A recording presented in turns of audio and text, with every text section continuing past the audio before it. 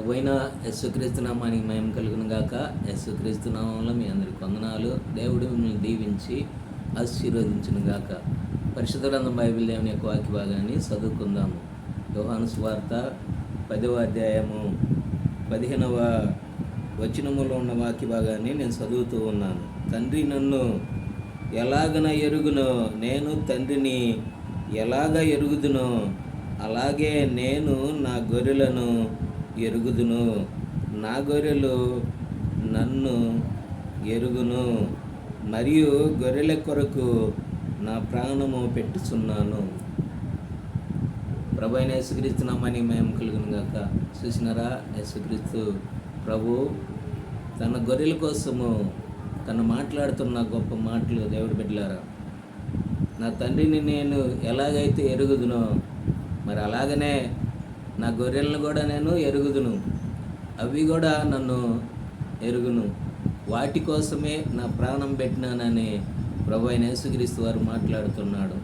ఆయన మన మంచి కాపరిగా ఉండి మనము ఆయన గొర్రెలుగా ఉన్నాము కాబట్టి నిజంగా మన ప్రాణ విమోచన కొరకై మనల్ని రక్షించడానికి ప్రభు అయిన యేసుక్రీస్తు వారనే యొక్క గొర్రె పిల్ల ఆ శిలువలో బలి అయినప్పుడు ఆ పవిత్రమైన పరిశుద్ధ రక్తం ద్వారా మనము మన పాపపు డాగుల ద్వారా కడగబడ్డాము. దేవుడి బిడ్డలారా, మనకు రక్షణ, విమోచన, విడుదల ఆ ప్రభు అయిన యేసుక్రీస్తు వారి యొక్క రక్తం ద్వారా మనకి దొరికినది. కనుక ఆయన అంటున్నాడు, నా గొర్రెల కోసము నా ప్రాణం పెడుతున్నాను. నిజమే, మంచి దేవుడు. మనము దారి తప్పి పాపం చేసి నరకానికి చేరువలో ఉన్నప్పుడు ఆయన మన మంచి కాపరిగా, మన దేవుడుగా, మన ప్రభువుగా ఉండి నిజంగా మన కొరకై ఆయన ప్రాణం పెట్టి ఉన్నాడు. ఆ ప్రాణము ద్వారా, ఆ క్రయధనం ద్వారా మనము రక్షించబడ్డాము. కనుక ఇటువంటి గొప్ప దేవునిలో మనము కూడా ఆయన గొర్రెల వలె ఉండి, గొర్రె కాపరి యొక్క స్వరం వింటూ ఉన్నది. గొర్రె కాపరత్వంలోనికి వస్తుంది. గొర్రె కాపరికి లోబడుతూ ఉన్నది. కాబట్టి నిజంగా ఆయన మనల్ని గొర్రెలుగా కొలిచినాడు.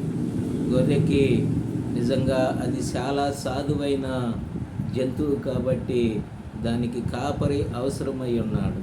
కనుక మనమే ఆయన గొర్రెలము కాబట్టి, మన కాపరి ప్రభు అయిన యేసుక్రీస్తు వారు కాబట్టి ఆయన మన కోసము తన ప్రాణాన్ని పెట్టి పాపంలో ఉన్న మనల్ని విడిపించినాడు. సహోదరుడా, సహోదరి, మనము ఆయన యొక్క రక్తంలో కడగబడి నిత్యత్వం, నిత్య జీవము, పరలోక రాజ్యంలో మనం ఉండటానికి సిద్ధపడదాం. దేవుడి యొక్క వాక్యానుసారమైన క్రైస్తవ జీవితంలో ముందుకి నడుద్దాం. దేవుడి వాక్యాన్ని దీవించును గాక. ప్రార్థన చేసుకుందాం. మహాపరిశుద్ధుడగు తండ్రి, సర్వశక్తిమంతుడా యేసుక్రీస్తు ప్రభువా, మా కాపరిగా, మా తండ్రిగా, మా ప్రభువుగా నీవు ఉన్నావయ్యా. మార్గం తప్పిన మేము మా కొరకై ప్రభువా మమ్మల్ని రక్షించడానికి అయ్యా మీ ప్రాణాన్ని మా కొరకు పెట్టినారయ్యా. మమ్మల్ని మీ గొర్రెలుగా ఉంచి, మీ గొర్రెల దొడ్లో మీ కాపరత్వం కిందకి మమ్మల్ని నడిపించి అయ్యా బలపరిచిన దేవుడు కాబట్టి నీకు స్తోత్రం, వందనాలు, కృతజ్ఞతలు ప్రభువా. నీ బిడ్డలైన వారిని, వారు కూడా నీ గొర్రెలుగా నీ స్వరానికి లోబడి నీ వాక్యానుసారమైన క్రైస్తవ విధానంలో ముందుకు నడవటానికి సహాయం చేయమని, వారిని, వారి కుటుంబాలను 30 60 100 దీవించి బలపరచమని మా ప్రభు అయిన యేసుక్రీస్తు నామములో ప్రార్థించి అడిగి వేడుకొనుచున్నాం మా తండ్రి, ఆమేన్. దేవుడి బిడ్డలారా, వీడియోని కూడా లైక్ చేయండి, షేర్ చేయండి. ఈ పరిచర్య కొరకై మీరు కూడా ప్రార్థన చేయండి. ఆమేన్.